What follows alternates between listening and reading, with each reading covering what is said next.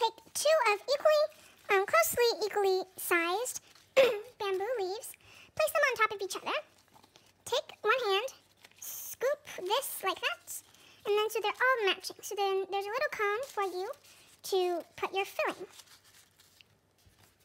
Now we can put some rice first, and then you can put a filling of your choice. I'm going to have this right in there. Then make sure you cover the filling completely. There we go. And now we take the edges, fold them in a little bit, and then scoop it over. Now we get some string and gently wrap it around, not gently, but make sure it is quite tight and firm. There we go.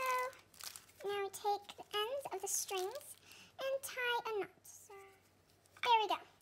And then now we take some scissors and then we cut off the ends.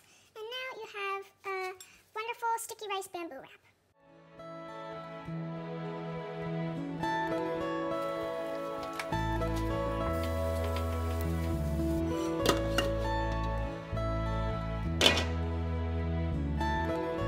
So I'm going to teach you, for the newcomers, how to eat this wonderful dish.